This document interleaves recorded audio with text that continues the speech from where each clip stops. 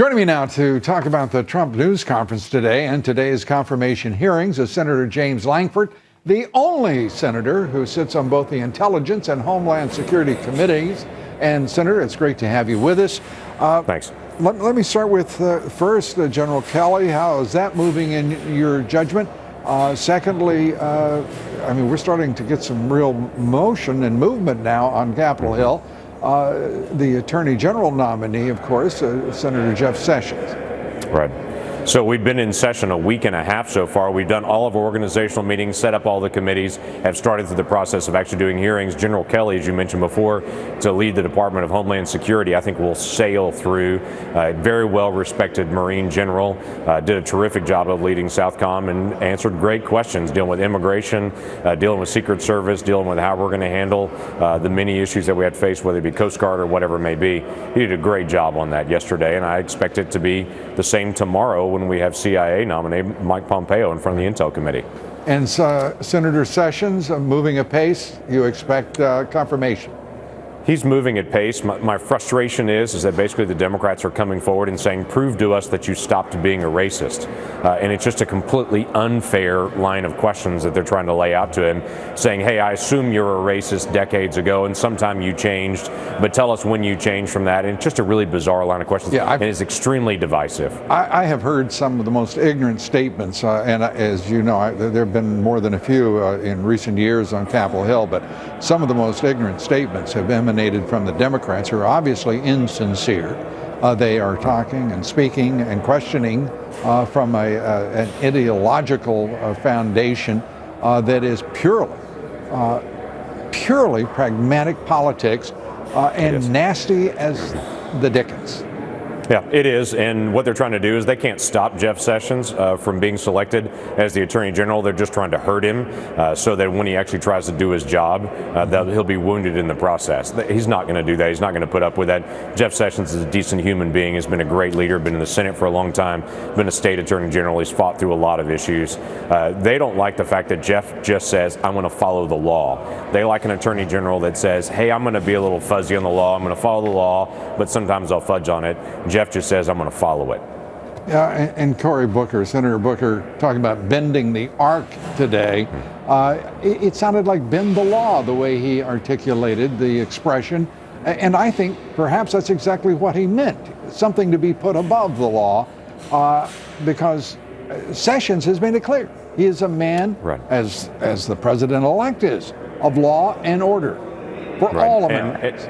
And the frustration I had with Cory, obviously, this is a time for healing. He said we got to be able to heal as a nation, yet he's still laying down something that's very divisive to be able to come in. First time ever in Senate history for a senator to come testify against another senator, not saying something specific, just saying generalities from decades ago. He's not sure he's strong enough to do it now. The real issue is Jeff is a prime candidate to be able to deal with these issues right now, and he's a great person to be able to take these on. So while he's talking about healing, it's actually more divisive, and I just wish it wouldn't have happened that way. It doesn't accomplish anything. Yeah, and if he is to take up the mantle of the Democratic Party, one of those who looks like he's seeking advantage in that position, he is emulating really the experience of Barack Obama, who has been one of, if not the most divisive leaders in this country over the course of the past century.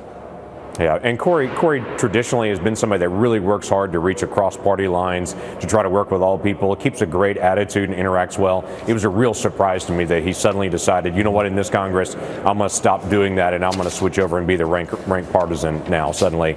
It's just a sad shift for him. Yeah, the rank part he got down, the partisan he got down. The sad part is he didn't rank very high. Tillerson, you were impressed with today. I was impressed with Tillerson. It's good to be able to see him step out and make some clear statements on Russia. The challenge that you have for any of these cabinet secretaries, they're not in the job. They're not fully up to speed. They haven't gone through all the classified documents, and clearly they've not met with the president. So many of the people on the panel are saying take a position on something now, and that's not his job. He carries out the position of the president in his new job, and from many of the questions he could say, I don't know what the president's position is on this job. I know where it is in several. I know he's asked me to be able to take the lead on it. He set aside a tremendous long-term private sector career to be able to set aside and to come in the public sector. That is a very admirable thing to do, but he's very limited in what he can actually say. So I thought he did a good job showing he's a good leader, showing he can handle the issues, showing he's familiar with all regions. But the difficulty he has is he's not in the chair yet. President-elect is not the president yet. And so they're not able to really articulate what those solutions are going to be, because only one president at a time, only one secretary of state at a time. And this Secretary of State to be, I thought, did exactly the right thing in talking about being very careful about what is public reporting and otherwise covert information that has been collected by our intelligence agencies, upon which he would be making decisions, rather than, let's say, the popular press, as popular as the press may or may not be. Yeah, so Rex Tillerson lays out that he's going to look at all the facts and all the issues, and he's starting by going through the information. John Kerry is ending by doing as much as he can to hurt Israel on the way out the door as the Secretary of State, and that's a very sad ending as well.